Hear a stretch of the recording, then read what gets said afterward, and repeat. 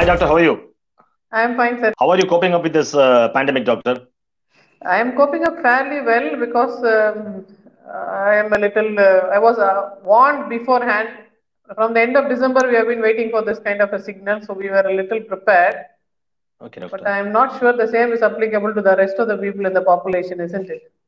Yeah, doctor. But did you actually Mm. prepare yourself for this China kind, Wuhan kind of lockdown will happen in India? Did you anticipate that also, that level? Oh, from January, ever since WHO raised the panic about the pandemic, we were all very warned because Mm. we know as doctors that pandemics can be really infective and we have to be guarded that food supplies will have shortage, Yeah. that people have to be quarantined. These things we have been trained to understand. So we were Okay, slightly doctor. better off than others, I think. The normal people. But actually, pandemic Mm. was announced later, much later, doctor. January only 14th or 15th only, they said it is possible that this Mm. infection goes from human to human. Earlier, they were saying Mm. it was only from animals to animal. Mm. We were not prepared. Only after the 30th of Jan, when the first case came in Kerala, we came to know that Mm. okay, you can come to India also. Yes, yes, But yes. after that, one From. month nothing happened. Lull, 1 month, full month Mm. lull was there. And March Mm. 2nd, Delhi, the first patient was noticed. And after that, only the Mm. panic was created in India. So Mm. after that, as a psychiatrist, have you lost a lot of business, doctor? Are you not meeting your clients, or how is it? Are you giving them We have online? been shut down. Yeah, I'm not seeing clients in person. I'm only for very rare clients and seeing them online. So yes, we have lost our clientele. The clients are calling up and asking for refill of medication or for some emergencies. They're calling us, but we are not having one-to-one personal sessions with any of the clients. Okay, but that will have some effect on their this thing, doctor, health, doctor, mental health. Yes, it can Uh, have effect because sometimes uh, there are some very nuanced illnesses like a bipolar disorder or a borderline oh, yeah, personality yeah. disorder where they have to have ongoing consultations. For those Okay. clients, the best that we can do, thankfully, we have very good technology now. Had this Okay, happened doctor. before we had all this technology, then we would have suffered even worse. Because we have technology, we are able to reach out and somehow manage with what we have. Okay, okay, doctor. And supplies and all, how did you reach, doctor? Medicines and all, how do they get? Are they this thing Medicines, available? medicines are Mm-hmm. able to get, sir. Thankfully, all the pharmaceutical company, all the Mm. pharmacies, even though Pharmacies they are don't open. have, Mm. yes, Yeah. even though they Mm. don't usually stock psychiatric medication, now they are Yeah. stocking. Good, good, doctor. So In clients are between, not I read suffering in that much.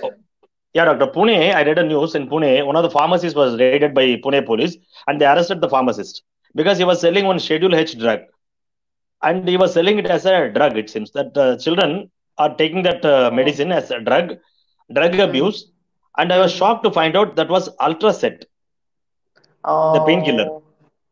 Is it Uh. Ultraset is a psychedelic drug, doctor? No, Psychopanatic drug or sometimes something? in a higher dose, it can cause some kind of sedation and Okay. altered sense, which some children or some young people may find very addicting. Even older people are very addicted to some of these Yeah, they're painkillers. addictive. I know that, doctor. Yeah. But Uh, have you ever heard that Ultraset is being used like a drug for this youngsters? They're using it as a drug. many of medicines can be abused, like the pain Yeah. thinner, varnish, Yeah. like these things. Yeah. Certain things can Yeah. affect the brain. Some people accidentally Correct. they discover it and they get hooked to it. Mm. Yeah. And some people even drank that this thing called hand sanitizer also, doctor. They diluted Ah, it yes, because yes, they said 70% yes, alcohol is there, no? They yes. diluted it and drank, and some of them died. And day before yesterday, I think one Nivaran cough syrup guy also died, no, doctor, in Chennai. That I They didn't hear. experimented. He Oh, experimented. He prepared a new concoction. He drank hmm. it and he died. That Oh, I fellow. see. I don't know whether Hmm. it is Ayurvedic or whatever. Everything they claim as Hmm. Ayurvedic, doctor. Because Hmm. probably Hmm. they are Hmm. getting some discount or something. They're getting. And okay, Oh. doctor. We'll come to the main subject, Hmm. doctor. Now, this Hmm. pandemic and the lockdown, these things, do you think this will have a lasting impact on the psyche of the citizens, like normal citizens, middle class or upper class citizens? And what kind of an impact it will have on the migrants? I mean, lakhs of migrants. They say around 2.5 crore migrants are moving throughout the country. Will it have an effect on them? And what kind of effect it will have on the children who are walking, say, from Delhi to Bihar or Delhi to Uttar Pradesh? So there is three questions. So I'll answer one by Yes, doctor. one. So Yes, on doctor. the general public, it will have a very lasting impact because in our generation, this is the only pandemic that we have witnessed for the first time. So we are learning new things. We are learning new scientific facts. We are learning new ways of coping up. This will be a lasting memory in our minds. This will be a story that generations will tell each other. So this will have some kind of effect, and those who are very safely secure in their houses, maybe it is not very traumatic for them.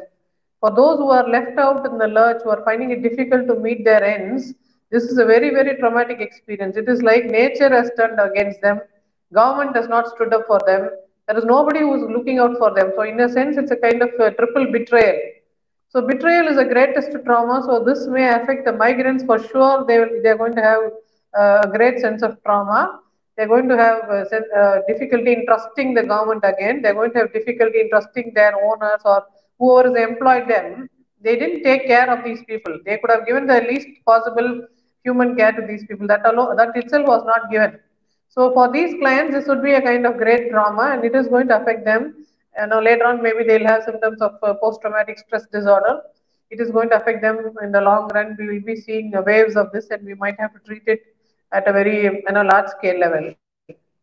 For the children, surely, even children who are housebound now because of the coronavirus, they find it so difficult to comprehend why they have to be housebound. And for them, it is some children who learn this about this in schools, they can understand the concept of a virus. For other children, it is like life is unpredictable, anything can happen at any time. For the regular children who stay at home, but for the children who are born to migrants and who are walking from Bihar to whatever place, from Delhi to Bihar, this is the most traumatic situation in their life. They will remember it forever. They might have dreams about it. There is no uncertainty in life. It's like the same thing that happened to children who witnessed the tsunami. So unless we have long-term care for these children, they might end up having severe psychological disturbances. What about their education, doctor? Because now they are saying the education is going to be online. And online people who can afford to get online education can get. But what about the children who do not even have access to a mobile phone or a computer, the remote villages?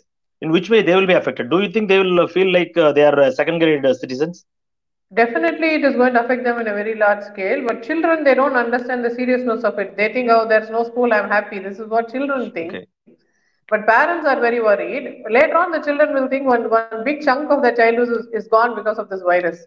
But even if the children don't recognize it, as adults and people invested in children, we have to be alert to these possibilities. We know that for the next 6 months to 1 year, children may not be able to go to school because the schools do not have so much space where they can be separated out, and there cannot be social distancing in schools because schools are really cooped up. Except government schools that have very sprawling campuses, most schools' classrooms are not intended for a pandemic situation. So I think, as you said, not all parents can afford a phone or any kind of screen. And sometimes parents have more than one child. Mother may have one phone, and one child takes that phone. What will the other child do? The other child will need another phone. So it is not only the poor people; it is even the middle class people with just one phone connection. They cannot attend to all the classes for all the children. So using mobile technology for classes is not actually the long way to go. Probably we should use television as an access to get information, to get an education going.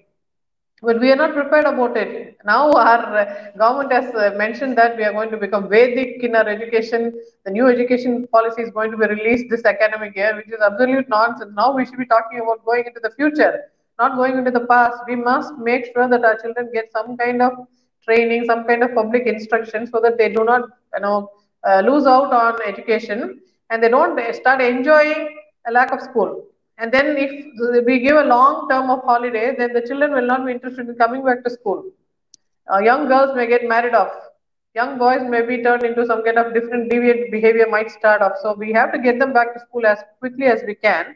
If we cannot get them back to the original, traditional, formal way of schooling, we must think of informal ways of schooling them, at least through television. Yes, a lot of school dropouts may occur now, doctor. Yes, surely, because now let us imagine the plight of the migrant students. Yeah, where Previously, they they will must go have now. been studying in some kind of school, and now they are completely uprooted. They don't know which country which place they are going to be in, and so for them, schooling may not seem like a good option. But those are the children who need schooling more than ever. We don't want the next generation to become migrant laborers, shuttled from one place to another, left out in the lurch like this. We want those children to get education, but unfortunately, those are the children who might be denied education. Very sad part of it. Doctor, did you anticipate these kind of things that migrants will leave the place and go back to their roots? Well, I think nobody anticipated this much. No, And I why didn't they go? think about Because they've it. been there.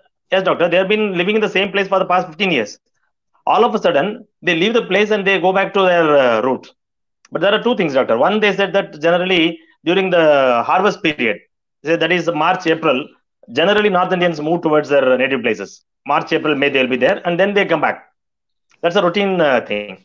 That is okay, acceptable now. That routine they are continuing. But some people are gone forever. They don't want to come back to the places of work. They're thinking so. They are telling, was it anticipated, doctor? Why should they lose employment and go back? What they probably think is that I did some little researches and I found out these villages, no, or rural people who are living in the cities and working as construction labor and hotel labor and labor everywhere. These people thought that corona is a city-based disease. If you are staying back in city, we might get and we might die. Rather, we go back to our own villages where it may not be touched by corona. That is one of the things they think. Second thing, they are not taken care here in these cities of their employment. So they better feel that, okay, we'll go to our place, at least we'll get some food to eat. These are the two things which made them leave the place and go back to their roots. Do you think they will come back again or they will settle there only? If at all they settle there, we will be lacking skilled labor in the industries. You must have come across in Telangana. I think for sure they'll come back. I think the reasons why they left us, they're so scared and they think even if I die, let me die with my mother, let me go to my hometown and die. My hometown has got a special power to protect me. That's what we all feel because hometown is like a big mother. They feel secure there. That's why they wanted to go back. When there was threat, it feels logical for them to go back to their own hometown. But after some time, when the situation clears, when they need employment, surely they'll come back here because the fundamental need for them is to find means of money so that they can, spend on their daily whatever expenses they have. So that will not be fulfilled in their villages, as we know of those villages so far. Until now, we know these villages are not self-sufficient. If at all these villages had been self-sufficient in the first place, these people would not have come out as migrants outside. So that situation exists in that part of that belt of North India. So they will go back to places for work. But for them to get that grit to go back to work, maybe it will take some time. But alternatively, if they had the grit to walk all the way from one corner of the country to the other corner of the country, they will have the grit to come back, provided they feel that they're welcome and the employer will now take care of their needs. Now this time they felt very betrayed by the employers. Yeah, everybody. And somehow that employment gap may be filled up, no? And now we have an economic down, but as in nature, it will have a boom in a short time. And then they will make more money. They'll go to places where better income is offered. So it will not be a long-term problem. The long-term problem is more psychological, not economic.